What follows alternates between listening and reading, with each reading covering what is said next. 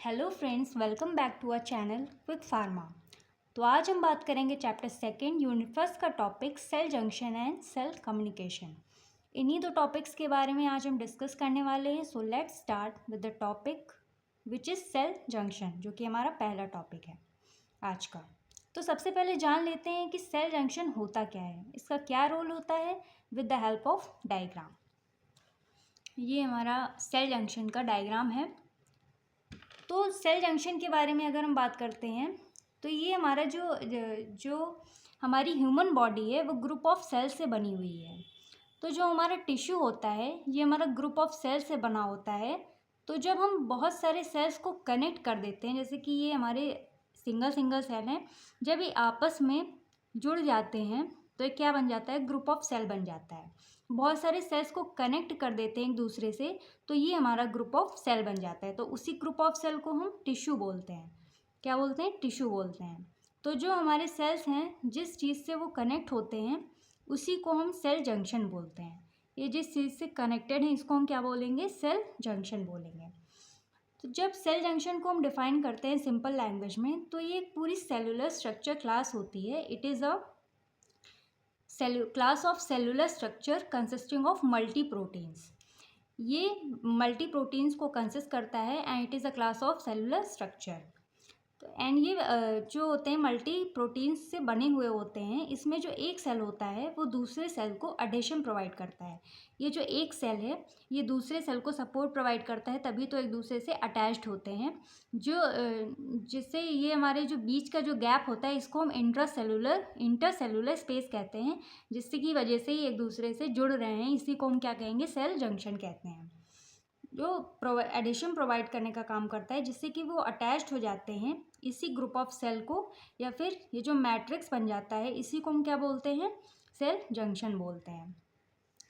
Tissue में जो cell एक दूसरे से लिंक्ड होते हैं एक्स्ट्रा सेलुलर मैट्रिक्स में। अब चलिए हम कुछ इंपॉर्टेंट बात कर लेते हैं इसके बारे में, अपने सेल जंक्शन के कुछ इंपॉर्टेंट पॉइंट्स के बारे में, जैसे कि हमारी लेबलिंग वगैरह, इन सब के बारे में डिस्कस कर लेते हैं।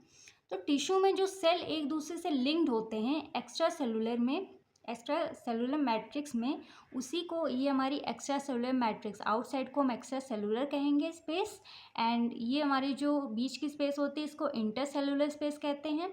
ये हमारा टिश्यू है, ये हमारी इनसाइड जो अंदर की जो सेल होती है इसको हम इनसाइड इंटरसेलुलर स्पेस कहते हैं। तो जो हमारा बाहर का एक्स्ट्रा सेलुलर मैट्रिक्स होता है ये हमारा होता है, ये इसमें जो हमारे सेल्स होते हैं वो एक दूसरे से इंटरेक्टेड होते हैं, एंड जो बाहर वाला पार्ट होता है इसको एक्स्ट्रा सेलुलर, अंदर वाले पार्ट को इंट्रासेलुलर स्पेस कहते हैं। तो ये हमारा हो गया बेसिकली। और ये जो हमारे ये बेसिकली प्रोटीन्स के बने होते हैं। बाकी ये जो सेल जंक्शन है मोस्टली एपिथेलियल टिश्यू में पाए जाते हैं। किसमें पाए जाते हैं? जो हमारे सेल्स हैं ये एपिथेलियल टिश्यू में पाए जाते हैं, जैसे कि हमारा नर्वस टिश्यू हो गया, ये सारी चीज़ें हो गई, जैसे कि skin, gland, organs, kidney etcetera. ये सारी बातें थी हमारी सेल जंक्शन के कुछ इंपॉर्टेंट पॉइंट्स के बारे में। ये यहाँ पे लिखा हुआ है नोट्स में, आप देख सकते हैं। Some important points of cell junction ये हमारे हो गया। Now we talk about function of cell junction. अब बात करते हैं कुछ फंक्शंस के बारे में, जो कि हमारे इसमें जो सेल है वो एक्स्ट्रा सेलुलर कनेक्शन बनाते हैं अपने नेबरिंग सेल से, इंट्रासेलुलर कनेक्शन को क्रिएट करता है। इसमें जो हमारे सेल होते हैं क्या करते हैं? एक्स्ट्रा सेलुलर से अपना कनेक्शन बनाते हैं, मीन जो हमारे बगल वाले सेल होते हैं उनसे कनेक्शन बनाते हैं with the different element of the cytoskeleton that together generate and integrate structural continuum across the tissue. जब ये एक दूसरे से अटैच्ड होते हैं एंड इनमें साइटोस्केलेटन के बहुत सारे एलिमेंट्स आपस में जुड़ के एक कंप्लीट स्ट्रक्चर को जनरेट करते हैं अक्रॉस द टिश्यू, फिर इसी को हम क्या बोलते हैं? सेल जंक्शन बोलते हैं। इसी की वजह से हमारा जो टिश्यू होता है वो क्रिएट होता है। अब बात करेंगे इसके अगले फंक्शन के बारे में। तो ये हमारी नेबरिंग सेल को एडिशन प्रोवाइड करता है, जिससे कि ये आपस में जुड़ जाते हैं। फिर जो हमारा नेक्स्ट है, फिर ये जो सब्सटेंस एंड आयंस को ट्रांसफ़र करने के लिए रिस्पॉन्सिबल होते हैं। सब्सटेंस एंड आयंस को ट्रांसफ़र करने के लिए रिस्पॉन्सिबल होते हैं एंड ये सेल्स को स्ट्रेंथ प्रोवाइड करता है। And cell junction mostly adherens site पे ही फंक्शंस करता है, मीन्स एक सेल दूसरे सेल को एडिशन प्रोवाइड करता है, जिससे कि हमारे टिश्यू का जो स्ट्रक्चर है वो मेंटेन हो सके, जिससे कि वो अपने जो टिश्यू का स्ट्रक्चर है उसको मेंटेन रख सके। ये हमारे कुछ फंक्शंस हो चुके हैं सेल जंक्शन के बारे में। अब बात करते हैं सेल जंक्शन के कुछ टाइप्स के बारे में, इनको भी हम ब्रीफली डिस्कस करेंगे। ये हमारे कुछ सेल जंक्शन के टाइप्स हैं, इसमें हमारे 5 टाइप्स आते हैं।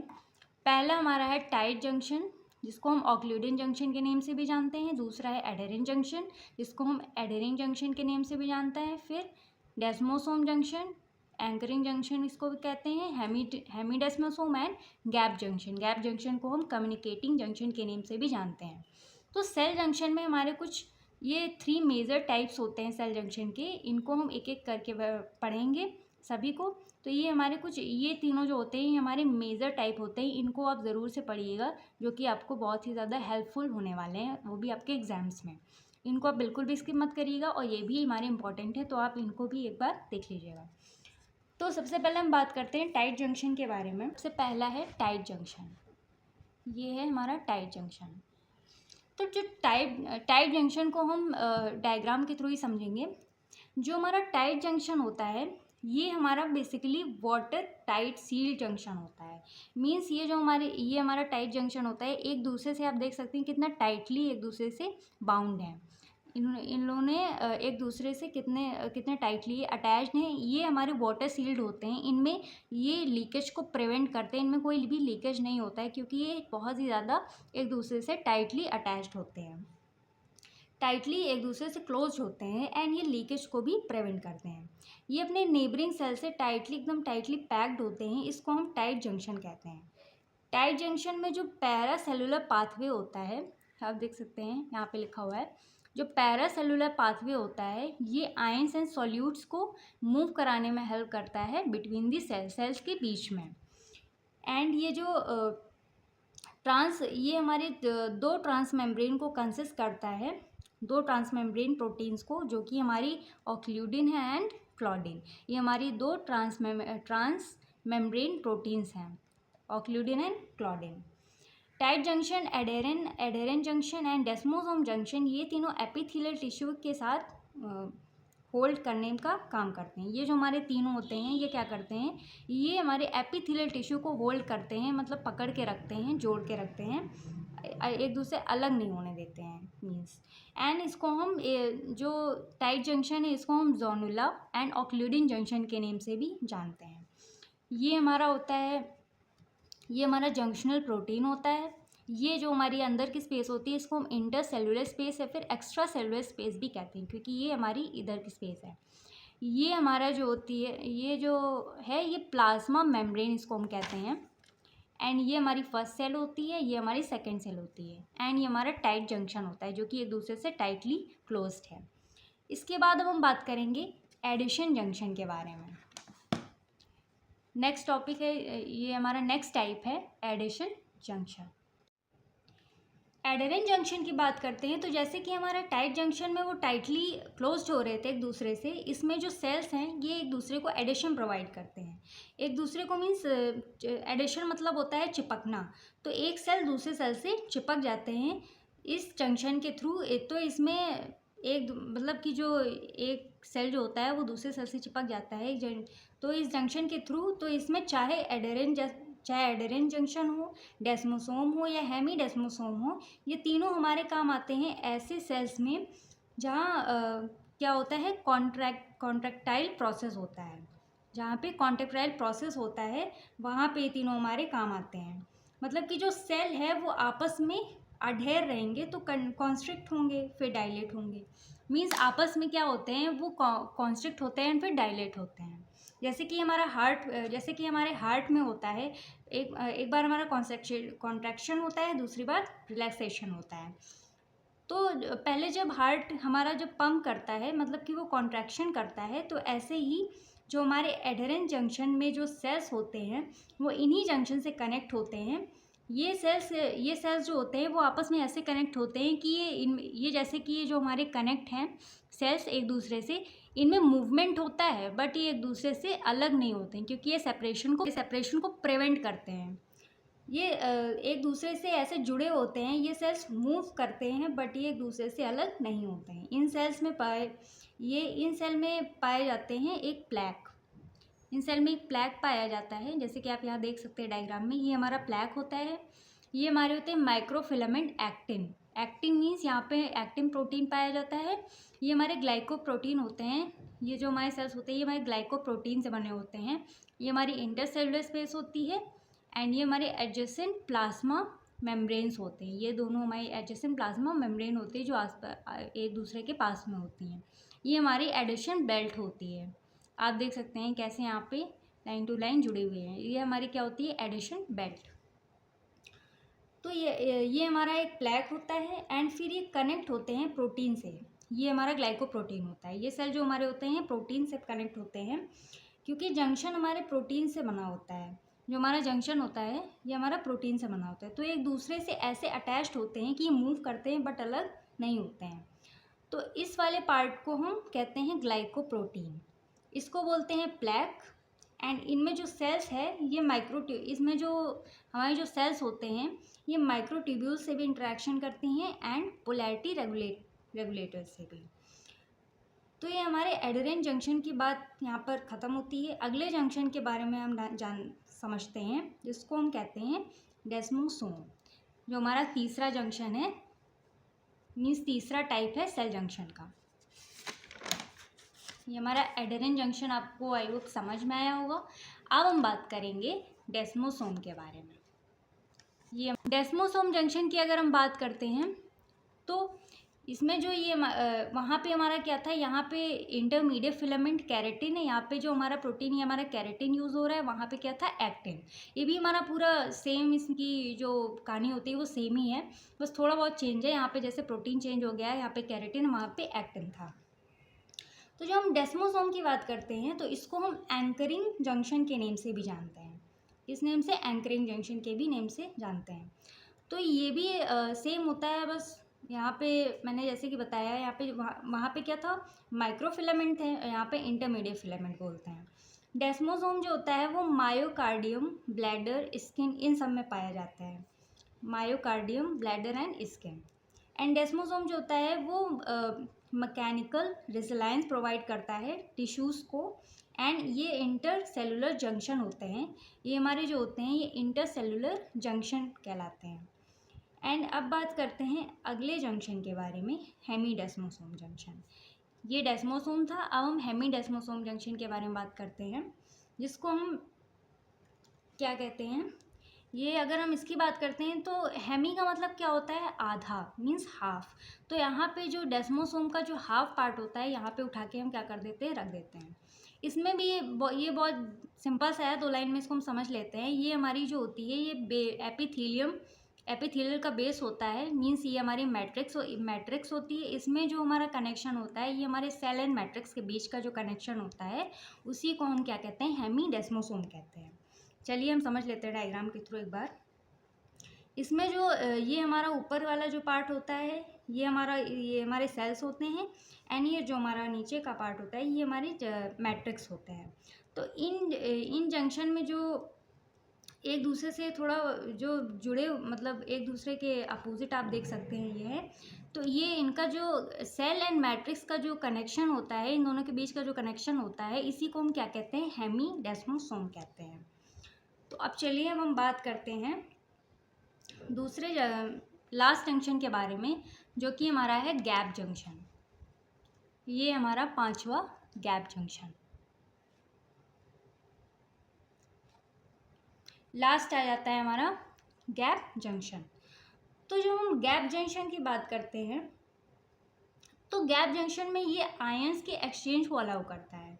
क्या करता है, ये आयंस को एक्सचेंज कराता है, एक्सचेंज करने में हेल्प करता है। एंड ये जंक्शन जो जिनमें थोड़ी सी इसमें जो हमारे सेल्स हैं इनमें क्या होती है, थोड़ी थोड़ी सी गैपिंग पाई जाती है, गैपिंग होती है। एंड इनमें जो सेल्स हैं वो एक चैनल में कनेक्ट होते हैं। ये हमारा प्लाज्मा मेम्ब्रेन, ये हमारे चैनल है जिनमें जो हमारे सेल्स हैं वो कनेक्ट हैं between the cell, two adjacent cell. ये हमारा कनेक्शन होता है, इंटरसेलुलर स्पेस होती है ये अंदर इंटरसेलुलर फिर एक्स्ट्रा सेलुलर स्पेस इसको हम कहते हैं। ये हमारी प्लाज्मा मेम्ब्रेन होती है। एंड ये हमारे प्रोटीन चैनल होते हैं जिनमें हमारे जो ये सेल्स कनेक्ट होते हैं। तो गैप जंक्शन जो हमारा होता है वो एपिथीलिया को इंक्लूड करता है एंड जो कि हमारे बॉडी सरफेस को कवर करने में हेल्प करता है। एंड इस जंक्शन को हम नेक्सस नेम से भी जानते हैं। एंड ये इसका जो डायग्राम है ये आप देख सकते हैं। ये हमारा इंटरसेलुलर स्पेस है, plasma membrane, protein channel, and ये हमारे सेल्स हैं जो कि हमारे किस में प्रेजेंट है, प्रोटीन चैनल में कनेक्टेड हैं। इसी को हम क्या कहते हैं, गैप जंक्शन कहते हैं। आई होप आप लोगों को इतना समझ में आया होगा। तो अब हम बात करेंगे नेक्स्ट टॉपिक के बारे में जो कि हमारा है सेल कम्युनिकेशन। चलिए अब हम बात करते हैं सेल कम्युनिकेशन के बारे में जो कि हमारा यूनिट फर्स्ट चैप्टर सेकंड का लास्ट टॉपिक है। तो जब हम सेल कम्युनिकेशन के बारे में जब हम बात करते हैं तो इसको हम सेल सिग्नलिंग नेम से भी जानते हैं। सेल कम्युनिकेशन को हम सेल सिग्नलिंग नेम से भी जानते हैं। इसके बारे में हम धीरे धीरे डिस्कस करते हैं। आप लोग अच्छे से वीडियो को देखिएगा एंड प्लीज़ इसके जो डायग्राम्स हैं आप इन्हें ज़रूर से पढ़िएगा, क्योंकि अगर डायग्राम के थ्रू अगर हम आप एग्ज़ाम में बना के आते हैं, डायग्राम के थ्रू आप समझा के आएंगे तो आपको फुल मार्क्स गेन होते हैं। तो इसीलिए आप डायग्राम को ज़रूर देखिए। डायग्राम से आपको इजी वे में समझ में आएगा, जिससे के लिए बहुत ही हेल्पफुल है आपके लिए। तो अब हम बात कर लेते हैं सेल कम्युनिकेशन के बारे में। तो इसको हम सेल सिग्नलिंग भी कहते हैं। इसमें सेल सिग्नलिंग नेम से भी मतलब इसको जानते हैं। तो सेल कम्युनिकेशन होती क्या है ये हम जान लेते हैं। जब एक सेल दूसरे सेल से कम्युनिकेट करते हैं, मीन्स बातचीत करते हैं, कम्युनिकेशन करते हैं, ये हमारा सेल का डायग्राम है। जब एक सेल दूसरे सेल से कम्युनिकेट करता है या सिग्नल ट्रांसफ़र कर रहे हैं तो इसको हम क्या कहते हैं, सेल कम्युनिकेशन कहते हैं। तो जान लेते हैं कि सेल कम्युनिकेशन होती क्या है, ज़रूरी क्यों है। इसमें जब एक सेल दूसरे सेल में सिग्नल ट्रांसफ़र करता है तो दूसरे से तीसरे में इसी तरह से हमारी बॉडी में सेल चेन सिग्नलिंग चलती रहती है। इसी को हम क्या कहते हैं, सेल सिग्नलिंग या फिर सेल कम्युनिकेशन कहते हैं। सेल सिग्नलिंग इसीलिए कहते हैं क्योंकि जो सेल एक दूसरे से कम्युनिकेट कर रहे हैं या इन्फॉर्मेशन ट्रांसफ़र कर रहे हैं वो सिग्नल के ही थ्रू करते हैं। जो हमारा सेल एक दूसरे से जब कम्युनिकेट करता है तो वो किसके थ्रू करता है, सिग्नल के थ्रू। इसको अगर हम सिंपल भाषा में डिफ़ाइन करते हैं तो इसमें जो हमारी जो डेफिनेशन है, इसमें cell communicate by sending and receiving signals. Means जो हमारा जो सेल होता है वो क्या करता है, वो सिग्नल को सेंड करता है, रिसीव करेगा, फिर प्रोसेस करेगा एंड सिग्नल को एक सेल से दूसरे सेल में ट्रांसफ़र करता है। तो ये हमारी पूरी कहानी हो जाती है किसकी, सेल कम्युनिकेशन या फिर सेल सिग्नलिंग की। तो अब हम इसमें जो सेल जो होते हैं वो इन्वायरमेंट से दूसरे सेल से इंटरेक्ट होते हैं, मीन्स इन्वायरमेंट से इंटरेक्ट होते हैं एंड जो बाकी के जो अदर सेल्स होते हैं उनसे भी इंटरेक्ट होते हैं। तो इसमें अब हम जान लेते हैं कि सेल कम्युनिकेशन के कुछ इंपॉर्टेंट पॉइंट के बारे में। Let's talk about importance of cell communication with the help of diagram. तो इसमें जो सेल कम्युनिकेशन जो है ये हमारे cell growth, cell division, differentiation and migration में हेल्प करता है। एंड ये केमिकल सिग्नल्स का यूज़ करता है, केमिकल सिग्नल्स का यूज़ करके दूसरे सेल से कम्युनिकेशन करते हैं, लाइक प्रोटीन हो गए, अदर मॉलिक्यूल्स हो गए। ये सेल मेम्ब्रेन्स में इलेक्ट्रिकल पोटेंशियल जनरेट करने का काम करता है, जो मतलब एंड सब्सटेंस जो होते हैं उनको ट्रांसफ़र करने में हेल्प करता है। एंड ये हमारे होम्योस्टैटिस को मेंटेन करने के लिए बहुत ज़रूरी होता है। ये थी हमारी इम्पोर्टेंस ऑफ सेल कम्युनिकेशन। अब हम डायग्राम से समझेंगे सेल कम्युनिकेशन के प्रिंसिपल के बारे में। तो इसमें एक चीज़ आती है, ये हमारा सेल ए है, ये हमारा सेल बी है एंड ये जो होते हैं ये हमारे लाइगेंड्स होते हैं एंड ये रिसेप्टार। इसमें पूरी कहानी लाइगेंड्स एंड रिसेप्टार की है तो इसी के थ्रू हम समझेंगे। तो इसमें इसमें एक चीज़ आती है लाइगेंड, दूसरी चीज़ आती है क्या, रिसेप्टर। जैसे एक ये सेल है, दूसरा ये है, तो इन दोनों में जब कम्युनिकेशन करना है तो एक दूसरे से, तो जो पहला सेल है ये इंफॉर्मेशन भेजता है दूसरे सेल को। तो ये किसके थ्रू भेजता है, इसमें जो ये लाइगेंड्स का यूज़ करता है, मीन्स ये जो हमारे लाइगेंड्स होते हैं ये प्रेजेंट होते हैं इन्वायरमेंट में। लाइगेंड्स में जो कुछ केमिकल या फिर सिग्नलिंग मॉलिक्यूल्स होते हैं तो इन्हें हम लाइगेंड्स बोलते हैं। इनमें जो होते हैं ये हमारे केमिकल या फिर इसमें कुछ मॉलिक्यूल्स प्रेजेंट होते हैं जिसको हम क्या बोलते हैं, लाइगेंड्स। ये जो हमारा सेल ए होता है ये इसी के थ्रू दूसरे सेल में इंफॉर्मेशन को ट्रांसफ़र करने के लिए होता है। तो लाइगेंड्स, इनको हम क्या बोलते हैं, लाइगेंड्स, जो कि सेल इंफॉर्मेशन लाइगेंड्स के थ्रू ही भेजता है। तो जैसे ही यहाँ से तो इस सेल ए से जैसे ही लाइगेंड्स निकलता है इंफॉर्मेशन पहुँचाने के लिए, तो यहाँ पे जो टारगेट सेल होता है मीन्स रिसेप्टार है।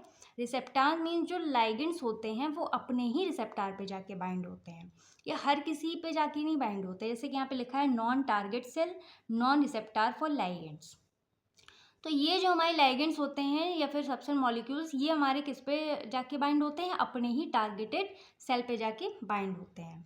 जो टारगेट सेल होते हैं उन्हें और उनके जो टारगेट रिसेप्टार होते हैं वो उन्हीं पे जाके क्या होते हैं, बाइंड होते हैं। फिर बाइंड होने के बाद जो हमारा रिसेप्टार, ये हमारा रिसेप्टार है, ये जो रिसेप्टार होता है वो एक्टिवेट हो जाता है, मीन्स एक्टिव हो जाता है। एंड एक्टिवेट होने के बाद इसमें कुछ मतलब प्रोसेस चलने लगती है, जो भी चेंज चलती है, फिर जो हमें रिस्पॉन्स चाहिए होता है तो हमें मिल जाता है। एंड अगर इन्फॉर्मेशन अगर हमें आगे भेजनी होती फर्दरली तो आगे भेज देगा। एंड ये नॉन टारगेटेड सेल हैं, ये जो हमारे नॉन टारगेटेड सेल होते हैं नॉन रिसेप्टार फॉर लाइगेंड्स, मतलब कि ये उन रिसेप्टार पे जाके बाइंड नहीं होते हैं जो इनके रिसेप्टार्स नहीं होते हैं इसीलिए इन्हें हम नॉन टारगेटेड रिसेप्टार कहते हैं। एंड ये सेल कम्युनिकेशन का प्रिंसिपल हो चुका है। ये हमने सेल कम्युनिकेशन के प्रिंसिपल के बारे में बात कर लिया।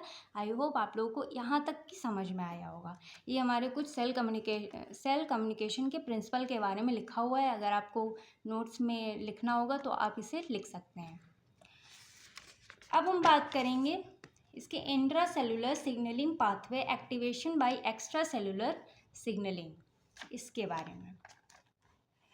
ये हमारा आ जाता है intra cellular signalling pathway activation bye extra cellular signal molecules. ये बेसिकली जो होते हैं ये हमारे दो टाइप्स के होते हैं। Intra cellular signalling pathway activation bye extra cellular signal molecules के बारे में तो इसमें हमारे जो ये क्या है, दो टाइप्स के होते हैं। पहला हमारा आ जाता है इंटर सेलुलर सिग्नलिंग,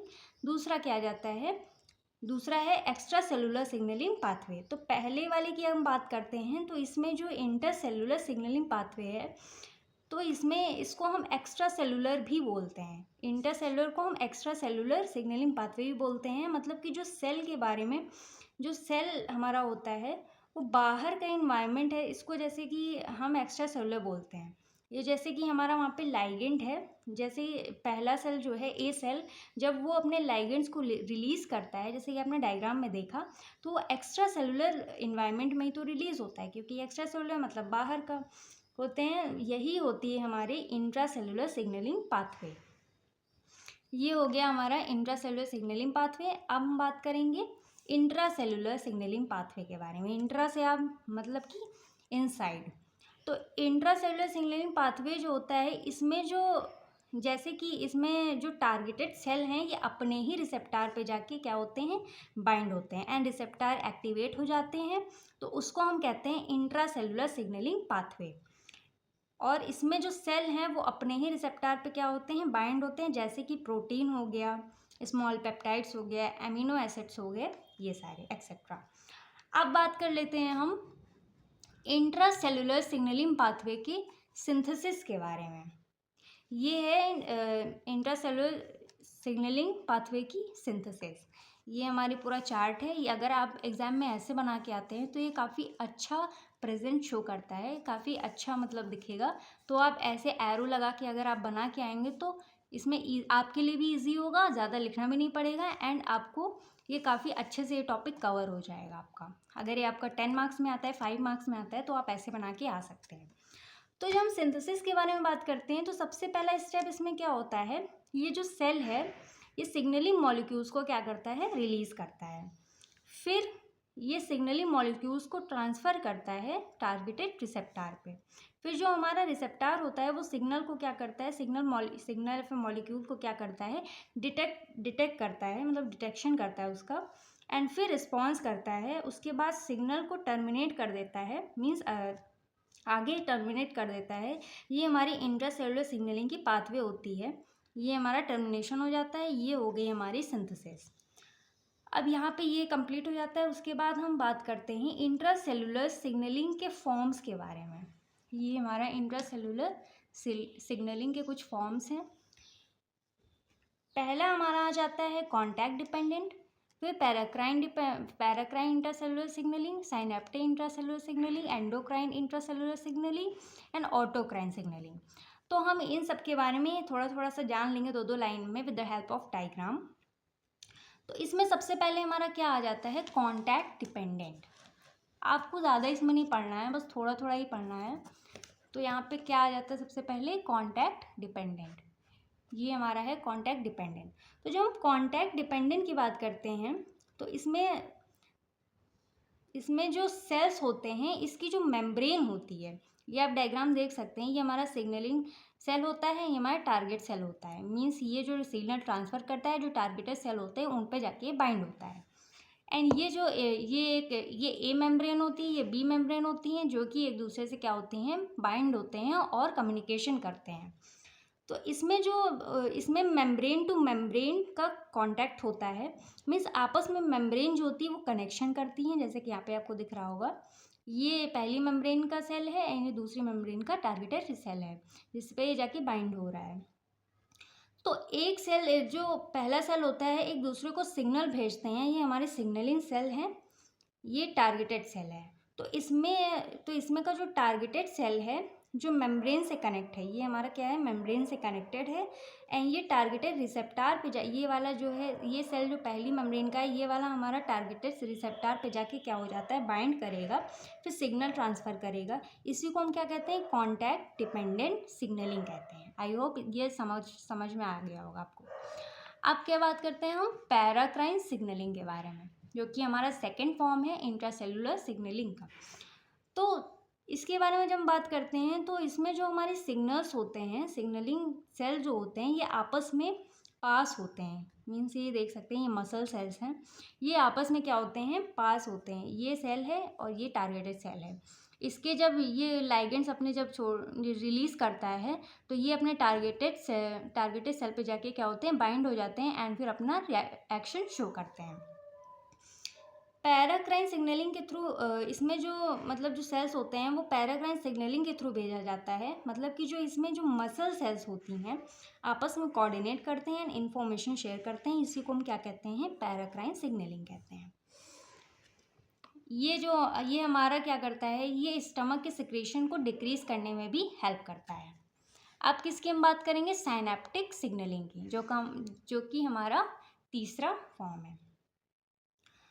तो फिर बात करते हैं साइनेप्टिक सिग्नलिंग की। इसमें जो होता है, इसमें जो न्यूरॉन्स होते हैं, इसका जो लास्ट वाला पार्ट होता है, ये हमारा न्यूरॉन है, इसका जो लास्ट वाला पार्ट होता है, इनमें से न्यूरोट्रांसमीटर निकलता है। क्या निकलता है, न्यूरोट्रांसमीटर निकलता है। एंड जो एडजेसेंट सेल्स होते हैं उनके जो टारगेटेड रिसेप्टार पे जाके, ये हमारा एडजेसेंट सेल ये हमारा जो टारगेटेड रिसेप्टार है उन पे जाके न्यूरोट्रांसमीटर क्या होते हैं, बाइंड हो जाते हैं जाके, फिर उन्हें रिस्पॉन्स मिल जाता है।